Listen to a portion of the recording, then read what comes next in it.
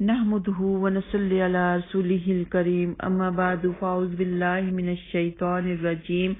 بسم الله الرحمن الرحيم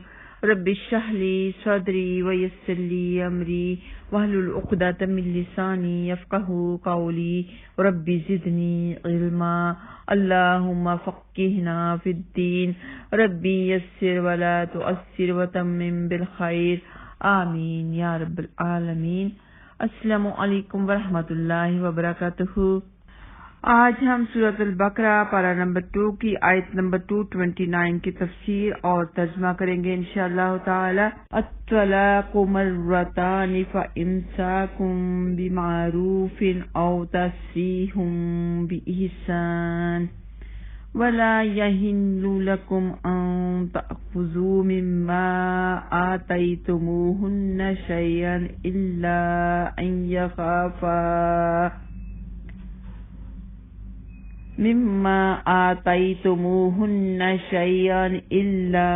أن يخافا ألا يقيما حدود الله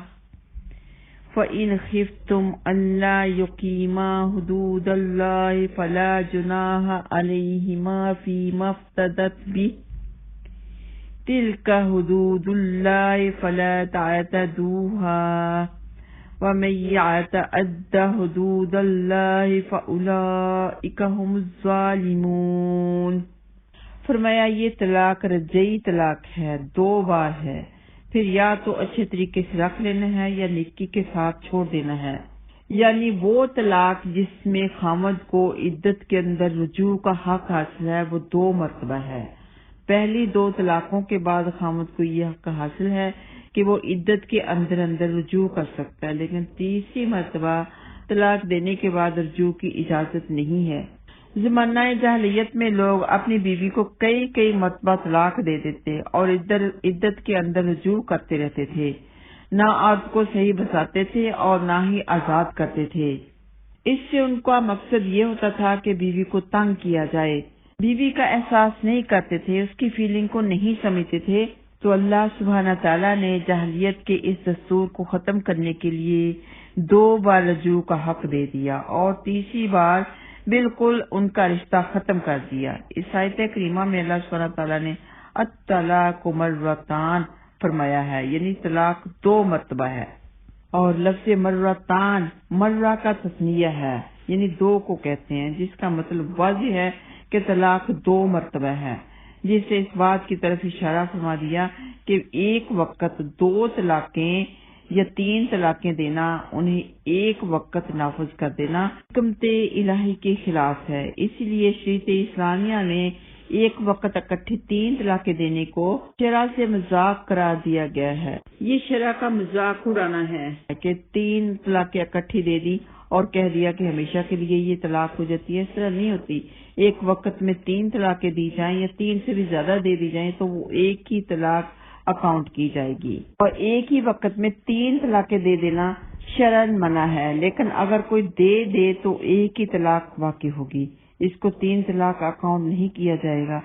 سیدنا عبداللہ بن عباس رضی اللہ تعالیٰ عنہ بیان کرتے ہیں کہ رسول اللہ صلی اللہ علیہ وسلم اور ابو بکر رضی اللہ تعالیٰ عنہ کے زمانہ میں حضرت عمر رضی اللہ تعالیٰ عنہ کی خلافت سے پہلے 2 سالوں میں 3 طلاقیں ایک ہی طلاق شمار ہوتی تھی۔ پھر لوگوں نے اس کام میں جلدی شروع کر دی تو عمر رضی اللہ تعالیٰ عنہ نے فرمایا لوگوں نے ایسے کام میں جلدی کرنا شروع کی ہے جس میں ان کے لیے مہلت تھی، تو اب ان پر کیوں نہ 3 طلاقیں نافذ کر دیں، چنانچہ انہوں نے اسے نافذ کر دیا۔ یہ صحیح مسلم میں موجود ہے۔ نسائی کی حدیث ہے کہ نبی پاک صلی اللہ علیہ وسلم کو ایک آدمی کے متعلق خبر ہوئی جس نے اپنی بیوی کو ایک ساتھ 3 طلاقیں دی تھیں۔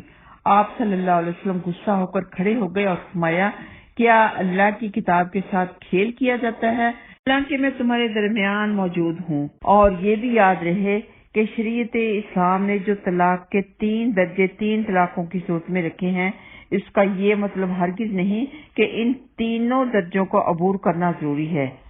بلکہ منشاء شریعت تو یہ ہے کہ اول تو طلاق پر اقدام ہی ایک مبغوض اور مکروہ فعل ہے۔ اگر بمجبوری اس کی نوبت آ ہی جائے تو اس کے کم سے کم درجے یعنی 1 طلاق پر اکتفا کیا جائے اور عدت گزرنے دیں، تو عدت کے اندر اندر یا تو رجوع کر لیں، یا اگر عدت ختم ہو جاتی ہے تو دوبارہ سے بھی نکاح کیا جاتا ہے۔ لیکن اگر چھوڑنے ہی کا ارادہ ہے تو بار بار عورت کو تکلیف دینے کی ضرورت نہیں ہے، ایک طلاق ہی رشتہ زوجیت قطع کرنے کے لیے کافی ہو جائے گی، اور عورت آزاد ہو کر دوسرے شخص سے نکاح کر سکے گی۔ یہی طریقہ طلاق احسن طریقہ ہے، کیونکہ اس میں فائدہ یہ بھی ہے کہ اگر طلاق شدہ عورت کو اس کی عدت ختم ہونے کے بعد بھی کوئی رشتہ نہیں ملتا، کافی سال ایسے ہی گزر جاتے ہیں، تو ہو سکتا ہے دوبارہ سے میاں بیوی کا نکاح ہو جائے۔ لیکن اگر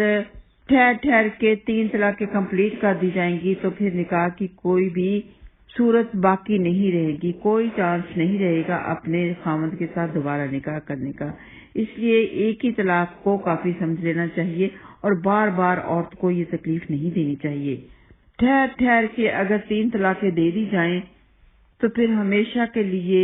ایک دوسرے کے ساتھ زندگی بسر کرنے کا چانس ختم ہو جاتا ہے، بچے ہوتے ہیں، ان کی زندگی خراب ہوتی ہے، خاوند کہیں اور شادی کر لیتا ہے، بیوی کہیں اور شادی کر لیتی ہے، تو شامت آ جاتی ہے بچوں کی، ادھر بھی اسٹیپ مدر اور ادھر بھی اسٹیپ فادر۔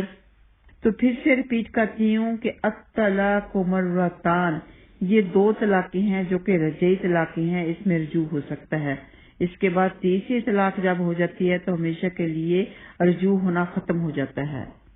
پھر کسی اور کے ساتھ نکاح کیا اور وہ بھی آپس کی رضامندی کے ساتھ، اس طلاقی کے ساتھ نہیں کہ حلالہ والی طلاقی کے ساتھ نہیں، ویسے نکاح کیا، ان کا آپس میں رشتہ نہ قائم رہا تو پھر طلاق اس سے بھی ہو گئی، تو پھر دوبارہ اپنے پہلے والے خاوند سے تو نکاح ہو سکتا ہے، ادروائز اس سے نکاح نہیں ہو سکے گا۔ آگے اسی آیت میں فرمایا وَلَا يَحِلُّ لَكُمْ أَن تَأْخُذُوا مِمَّا آتَيْتُمُوهُنَّ شَيْئًا، یعنی یہ تمہارے لیے جائز نہیں ہے کہ تم انہیں اس قدر تنگی اور مشکل میں مبتلا کرو کہ وہ تم سے جان چھڑانے کے لیے تمہارے دیے ہوئے مہر یا اس کے کچھ حصے کو بطور فدیہ دینے کے لیے مجبور ہو جائیں۔ اس میں دراصل خلا کا بیان ہے، یعنی عورت خاوند سے علیحدگی حاصل کرنا چاہے تو اس صورت میں خاوند عورت سے اپنا دیا ہوا مہر واپس لے سکتا ہے۔ خاوند اگر علیحدگی قبول کرنے پر آمادہ نہ ہو تو عدالت خاوند کو طلاق دینے کا حکم دے گی، اور اگر وہ اس سے نہ مانے تو عدالت نکاح فسخ کر دے گی۔ گویا خلا بذریعہ طلاق بھی ہو سکتا ہے اور بذریعہ فسخ بھی، تو ان دونوں صورتوں میں عدت 1 ماہواری ہی ہے۔ یہ ابو داؤد میں موجود ہے، ترمذی میں، نسائی میں، فتح القدیر میں بھی موجود ہے۔ عورت کو یہ حق دینے کے ساتھ ساتھ اس بات کی بھی سخت تاکید کی گئی ہے کہ عورت بغیر کسی معقول عذر کے خاوند سے علیحدگی یعنی طلاق کا مطالبہ نہیں کر سکتی، اور اگر ایسا کریں گی تو نبی اکرم صلی اللہ علیہ وسلم نے ایسی عورتوں کے لیے یہ سخت وعید فرمائی ہے کہ وہ جنت کی خوشبو تک نہیں پائیں گی۔ یہ ابن کثیر میں موجود ہے۔ عورت اگر اپنے شوہر سے علیحدگی حاصل کرنا چاہے اور شوہر طلاق دینے پر تیار نہ ہو تو عورت جان چھڑانے کے لیے اپنا مہر یا خاوند بیوی کے درمیان جو بھی آپس میں یا حاکم کی عدالت میں طے ہو جائے بطور فدیہ دے کر اپنی جان چھڑا سکتی ہے۔ پھر چاہے خاوند خود ہی اسے فدیہ لے کر اسے چھوڑ دے، یا اگر وہ اس پر تیار نہ ہو تو حاکم اسے فدیہ لے کر چھوڑنے کا حکم دے۔ اگر شوہر پھر بھی نہ مانے تو عدالت نکاح فسخ کر سکتی ہے، کیونکہ یہ در حقیقت طلاق نہیں بلکہ عورت کی طرف سے علیحدگی کا مطالبہ ہے، اسی لیے اسے خلا کہتے ہیں، یعنی علیحدگی۔ اور بلا وجہ خلا کا مطالبہ شریعت میں نہایت ہی ناپسندیدہ عمل ہے، جیسے کہ سیدنا ثوبان رضی اللہ تعالیٰ عنہ سے روایت ہے کہ رسول اکرم صلی اللہ علیہ وسلم نے فرمایا جو عورت بلا وجہ اپنے شوہر سے طلاق کا مطالبہ کرے تو اس پر جنت کی خوشبو حرام ہے۔ یہ ترمذی میں موجود ہے۔ ابو داؤد اور نسائی کی حدیث ہے کہ حبیبہ بنت سہل انصاریہ رضی اللہ تعالیٰ عنہ سے روایت ہے، وہ ثابت بن قیس رضی اللہ تعالیٰ عنہما کے عقد میں تھیں، ان کے نکاح میں تھیں۔ ایک دن نبی پاک صلی اللہ علیہ وسلم صبح کے وقت گھر سے باہر تشریف لائے تو آپ صلی اللہ علیہ وسلم نے اندھیرے میں اسے دروازے کے پاس پایا تو فرمایا یہ کون ہے؟ انہوں نے عرض کی اے اللہ کے رسول، میں حبیبہ بنت سہل ہوں۔ آپ صلی اللہ علیہ وسلم نے فرمایا کیا بات ہے؟ انہوں نے اپنے شوہر کا نام لیتے ہوئے عرض کی اے اللہ کے رسول، میں اور ثابت بن قیس رضی اللہ تعالیٰ عنہما اکٹھے نہیں رہ سکتے۔ جب ان کے شوہر ثابت بن قیس رضی اللہ تعالیٰ عنہما آئے تو آپ صلی اللہ علیہ وسلم نے فرمایا یہ حبیبہ بنت سہل ہے، انہوں نے یہ بات کی ہے۔ حبیبہ نے عرض کی اے اللہ کے رسول، انہوں نے جو مجھے مہر دیا تھا وہ سب میرے پاس موجود ہے۔ رسول اللہ صلی اللہ علیہ وسلم نے ثابت بن قیس سے فرمایا اپنا مال ان سے لے لو۔ چنانچہ ثابت رضی اللہ تعالیٰ عنہ نے اپنا مال لے لیا اور یہ اپنے والدین کے گھر میں بیٹھ گئیں۔ عبداللہ بن عباس رضی اللہ تعالیٰ عنہ سے روایت ہے کہ ثابت بن قیس بن شماس رضی اللہ تعالیٰ عنہ کی بیوی نبی کریم صلی اللہ علیہ وسلم کی خدمت میں حاضر ہو کر عرض کرنے لگی اے اللہ کے رسول، مجھے ان کے اخلاق اور دین کے بارے میں کوئی اعتراض نہیں، لیکن میں اسلام میں کفر کو ناپسند کرتی ہوں۔ نبی اکرم صلی اللہ علیہ وسلم نے فرمایا کیا تم ان کا باغ واپس کر دو گی؟ اس نے عرض کی جی ہاں۔ تو رسول اللہ صلی اللہ علیہ وسلم نے ثابت سے فرمایا اپنا باغ لے لو اور اسے طلاق دے دو۔ یہ بخاری میں موجود ہے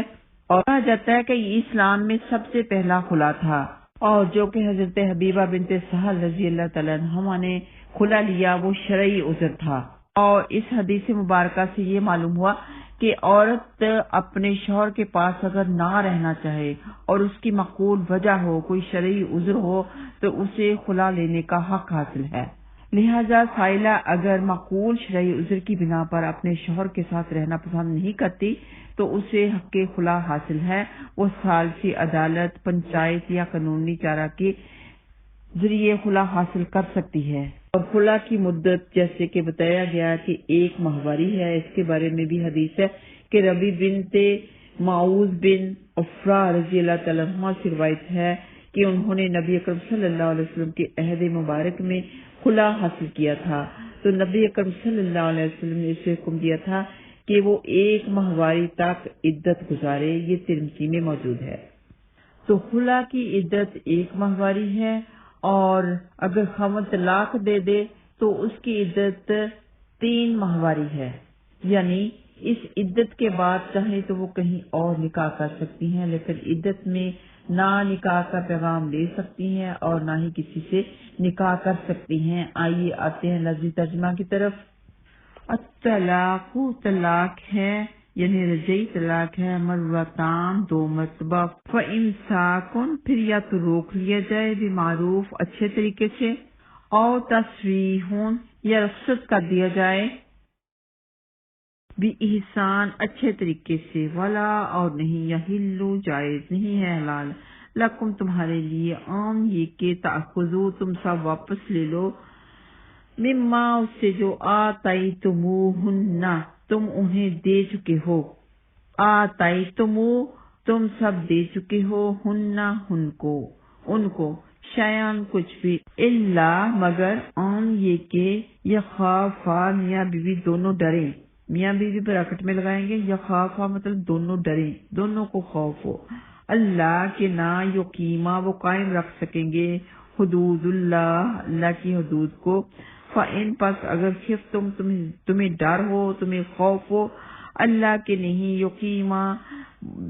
وہ دونوں قائم رکھ سکیں گے، حدود اللہ کی حدود کو،